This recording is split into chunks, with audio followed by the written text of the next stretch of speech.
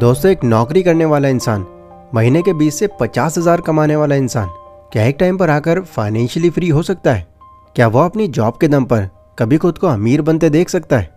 अब ये एक ऐसा सवाल है जो बहुत से लोगों के माइंड में आता है, और माइंड में आए भी क्यों ना, भारत में करीब 70% लोग ऐसे हैं जो पैसा कमाने के लिए नौकरी ही करते हैं। अब यही सवाल बहुत टाइम से प्रीतम को भी सता रहा था।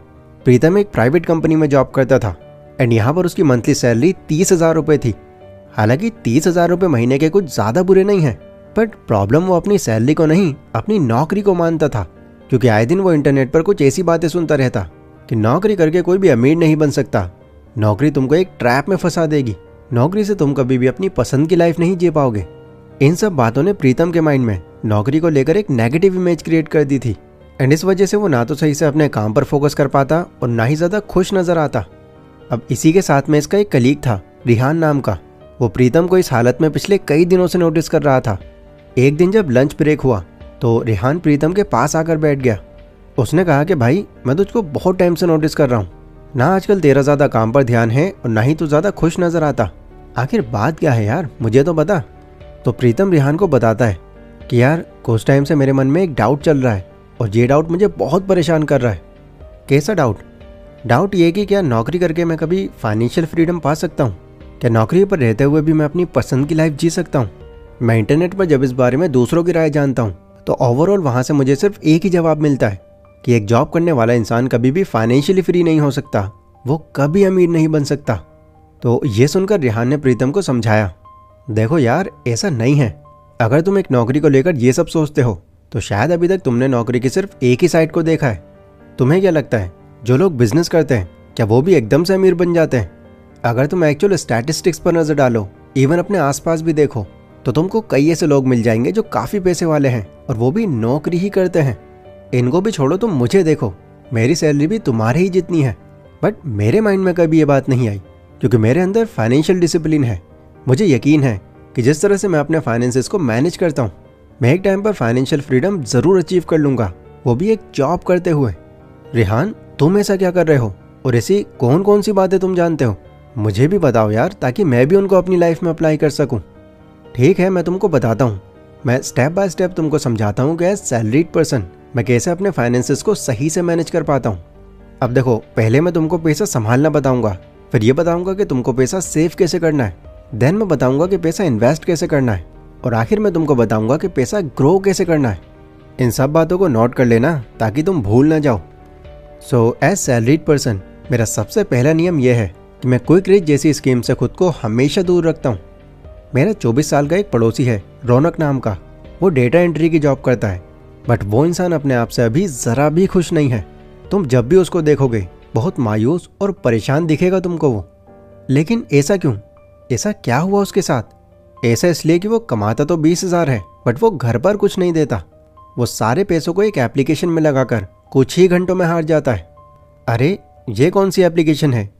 हाँ, एक एप्लीकेशन है जो कभी उसके दोस्त ने सजेस्ट करी थी एंड उससे ये कहा था कि भाई, इसमें गेम्स आते हैं जिसमें तुम पैसे लगा सकते हो एंड अगर तुम गेम के अंदर विनर बने तो तुम्हारे ये पैसे कई गुना तक बढ़ सकते हैं।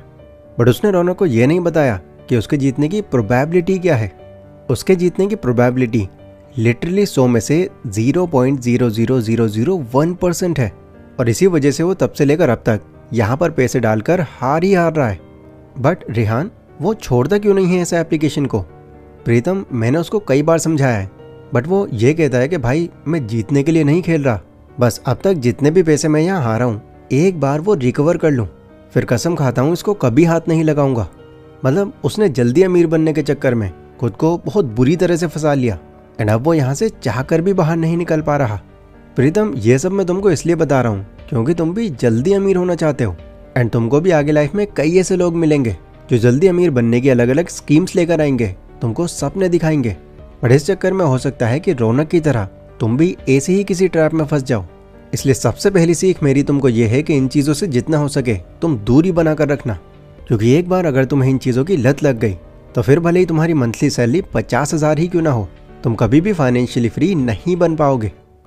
Rule number 2, it's not about your salary, it's about your surplus.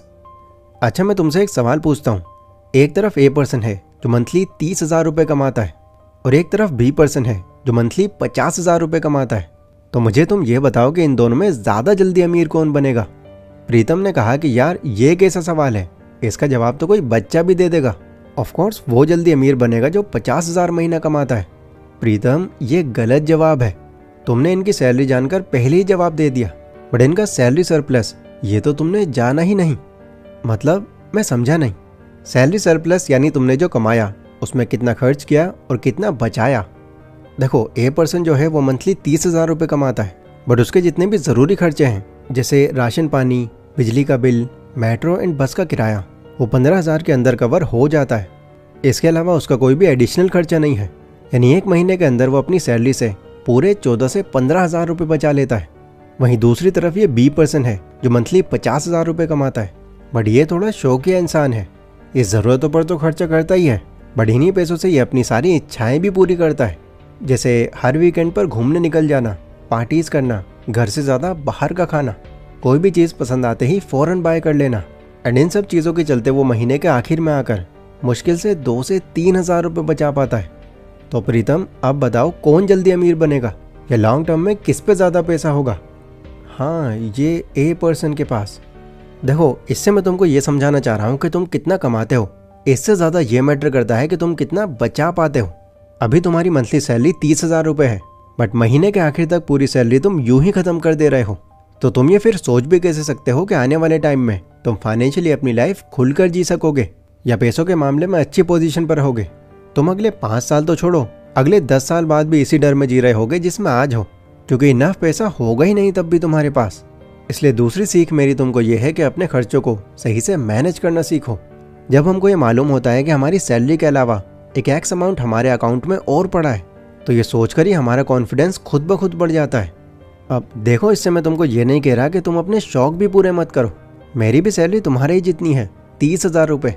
शौक मैं भी पूरे करता हूँ, बट मेरे शौक पूरे करने का एक दायरा है।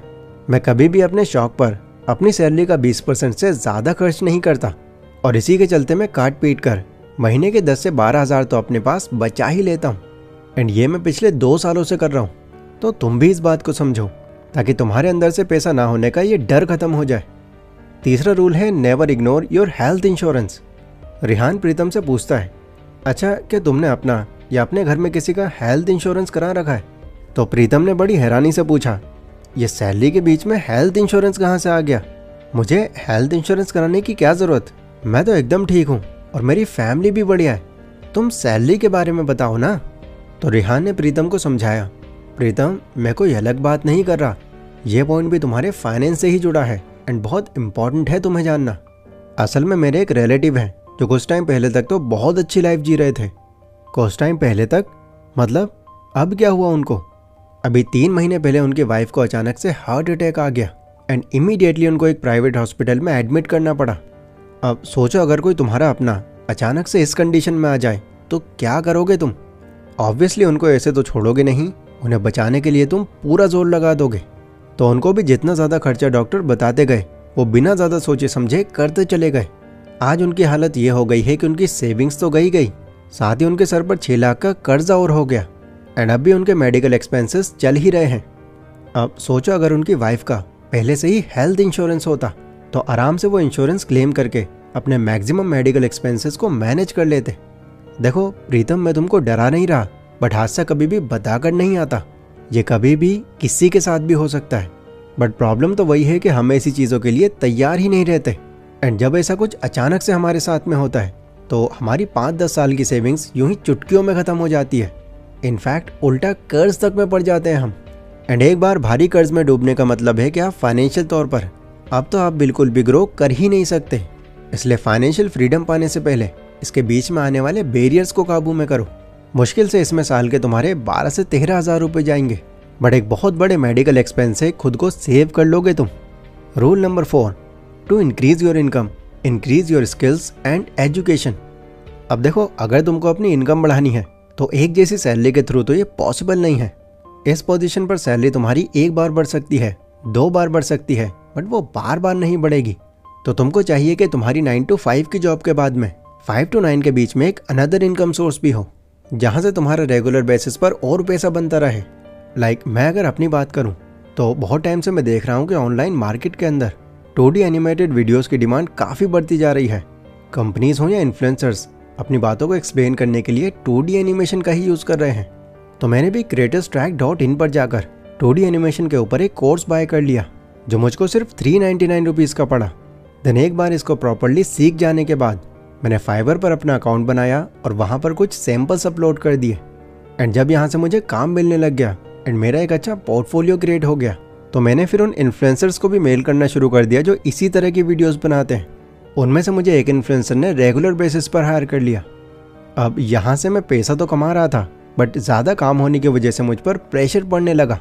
तो मैंने फिर इसके बाद अपना पहला एम्प्लॉय हायर किया, और वो पहला एम्प्लॉय कोई और नहीं, मेरी वाइफ थी। मैंने उसको टाइम निकाल कर खुद एनिमेशन करना सिखाया। एंड क्योंकि वो मेरी वाइफ है तो मुझे उसको सैलरी के तौर पर पैसे भी नहीं देने पड़ते। अब हम दोनों साथ में कमाते हैं और साथ में ही पैसे बचाते भी हैं। आगे हमारे प्लान्स हैं कि हम एक सेपरेट ऑफिस रेंट पर लेकर वहाँ टीम बनाकर इस काम को और एक्सपेंड करेंगे एंड एक ऐसा सिस्टम बना देंगे जहाँ बिना हमारी इन्वॉल्वमेंट के वो टीम हमारा काम संभाले। देन तब मैं अपनी ड्रीम लाइफ को खुलकर जी सकूंगा, क्योंकि उस वक्त अगर मैं नौकरी छोड़ भी दूंगा तब भी मुझे अपने इधर के काम से रेगुलर इनकम आती रहेगी। प्रीतम ने कहा कि रेहान, ये तो तूने बहुत अच्छा सोर्स बना लिया। प्रीतम, अभी मेरी बात खत्म नहीं हुई है। मेरा अगला और आखिरी rule, control your emotions if your income rises. देखो, एनिमेशन और जॉब वगैरह सब मिलाकर मैं और मेरी वाइफ महीने के लगभग 60,000 रुपये कमा रहे हैं। हम चाहें तो एक एक्सपेंसिव फ़ोन आराम से अफोर्ड कर सकते हैं, EMI पर एक महंगी बाइक निकलवा सकते हैं, कार तक निकलवा सकते हैं, मूवीज़ देखने के लिए बड़ी LED स्क्रीन खरीद सकते हैं। बट स्टिल हम इस तरह के एक्स्ट्रा खर्चों को अवॉइड करते हैं, क्योंकि हम जानते हैं कि ये सब चीज़ें सिर्फ कुछ ही टाइम तक हैप्पीनेस देती हैं आपको, फिर ये भी हमारे नॉर्मल रूटीन का ही पार्ट हो जाती है। इसीलिए अपने इमोशंस पर जितना हो सके हम कंट्रोल रखने का ट्राई करते हैं और ज़्यादा पैसे बचाते हैं, ताकि फ्यूचर में इन्हें किसी काम पर लगाकर हम और ज़्यादा पैसे कमा सकें। प्रीतम, यही सजेशन मैं तुमको भी दूंगा। अगर तुम्हारा प्रमोशन हो गया, तुम्हारी सैलरी बढ़ गई, या मेरी तरह तुमने कोई साइड हसल स्टार्ट कर दिया और तुमको एक्स्ट्रा इनकम होने लगी, तो उस एक्स्ट्रा कमाई को देखकर तुम अपने खर्चे मत बढ़ा लेना, क्योंकि अगर तुम ऐसा करोगे तो उन एक्स्ट्रा पैसों से कभी भी तुम बेनिफिट्स नहीं उठा पाओगे। ये सारी बातें सुनने के बाद प्रीतम को ये रियलाइज़ हुआ कि वो कहाँ पर गलती कर रहा था। उसने खुद से ये प्रॉमिस किया कि वो भी अब इसी रास्ते पर चलेगा एंड अपनी इस जॉब पर रहते हुए वो फाइनेंशियली फ्री बनकर दिखाएगा। दोस्तों, मैं उम्मीद करता हूँ कि ये सब बातें आपको भी अच्छे से समझ आई होंगी और पता चला होगा कि कैसे अगर एक सिस्टमैटिक तरीके से चला जाए और पैसे कमाने के साथ साथ पैसे बचाने पर भी फोकस किया जाए तो कोई भी इंसान जॉब पर रहते हुए भी अमीर बन सकता है। ये वीडियो अगर आपको पसंद आई हो तो इसको लाइक ज़रूर कर देना। एंड अगर आप भी 2D एनिमेटेड वीडियोस बनाना सीखकर एक नए स्किल पर काम करके अपनी इनकम बढ़ाना चाहते हो तो इसके कंप्लीट कोर्स का लिंक मैंने डिस्क्रिप्शन में दिया हुआ है, जहाँ पर आप सिर्फ 399 रुपीज़ में इस तरह की कमाल की वीडियोस सिर्फ 20 दिनों में बनाना सीख सकते हो। सो जाओ और ये नए स्किल सीखकर अपने अर्निंग पोटेंशियल को बढ़ाओ।